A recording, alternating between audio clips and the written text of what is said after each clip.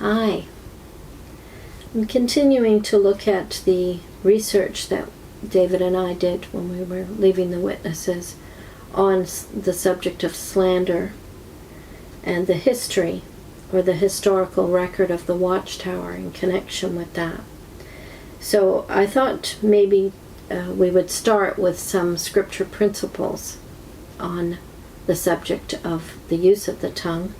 James speaks a lot of this, so we're going to read 3 verses from James. James 1:26, he says, "If anyone considers himself religious and yet does not keep a tight rein on his tongue, he deceives himself, and his religion is worthless." Then in chapter 3, verse 17, he says, "But the wisdom that comes from heaven is first of all pure, then peace-loving, considerate, submissive, full of mercy and good fruit, impartial and sincere." And the last text I thought to read was chapter 4, verse 12. "There is only one lawgiver and judge, the one who is able to save and destroy. But you, who are you to judge your neighbor?" James is a wonderful book to read on the topic of the use of the tongue. But I just thought to isolate those particular principles when it comes to how we use our speech. Now we're going to review more of the historical record of the Watchtower's use of the tongue. In Deliverance, JF Rutherford's book of 1926, this is what he says: "We further present and charge that the clergy, as a class, deny the right of the Lord to establish his kingdom on earth, well knowing that Jesus taught that he would come again at the end of the world, and that the fact of that time would be made known by the nations of Christendom engaging in a world war, quickly followed by a famine, pestilence, revolutions, the return of God's favor to the Jews, distress and perplexity of the nations, that during such time the God of heaven would set up his kingdom, which will stand forever." And they reference Daniel 2:44. That ignoring and refusing to consider these plain truths and evidences, they have willingly gone in darkness, together with their allies, profiteers, and politicians, upon the undisputed facts and upon the law of God's word. They stand confessedly guilty before God. Now, you might want to think about the fact that these evidences that he's pointing to, they don't believe these things anymore. They don't, at the time they were thinking it was coming right away. They've always thought that. But they were tying it to events in the world.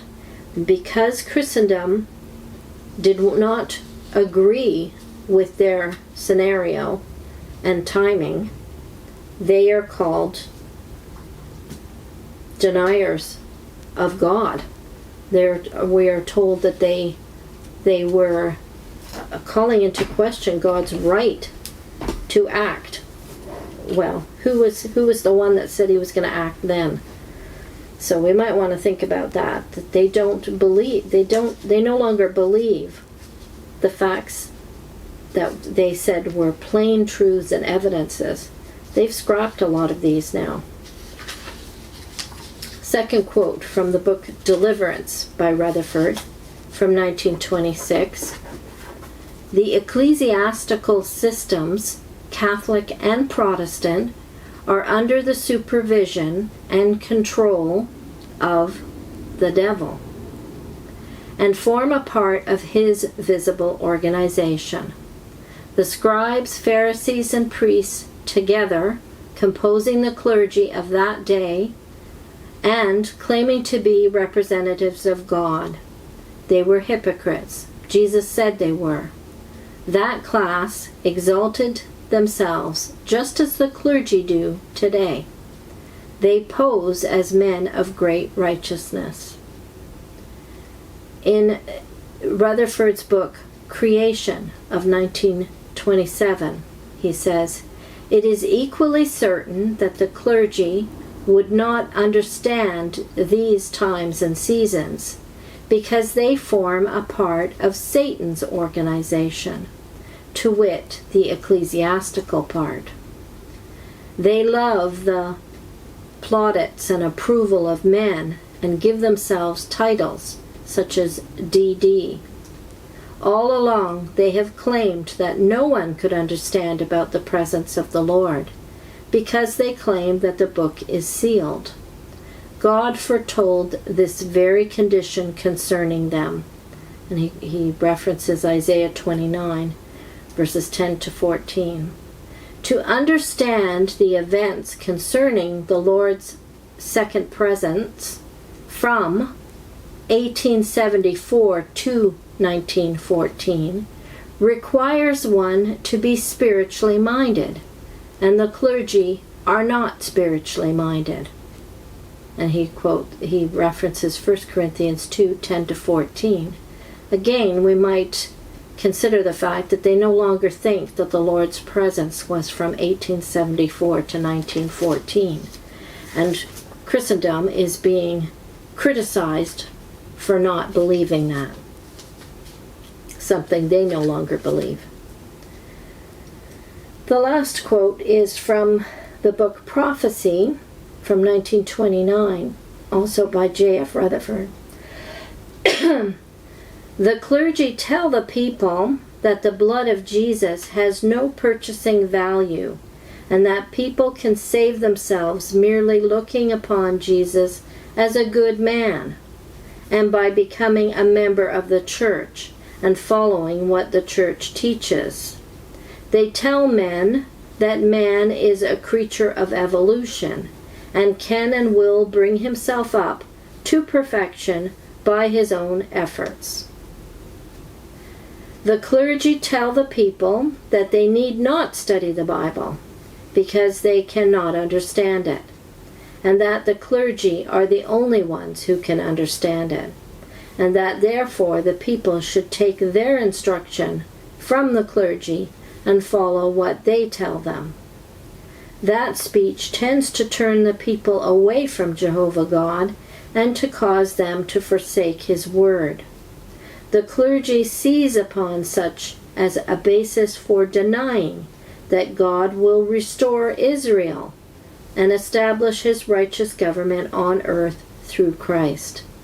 They deny that those men who thus spoke truly represented Jehovah God." He's talking about the prophecies. "By so doing, the clergy make God a liar, or else these prophets are false. Ask almost any clergyman of the present time concerning the purchase of mankind by the blood of Jesus, and he will tell you that the blood of Jesus was not shed as a redemptive price." I can hardly believe what I'm reading. This is not the church. The church does not tell you that Jesus' blood has no purchasing value.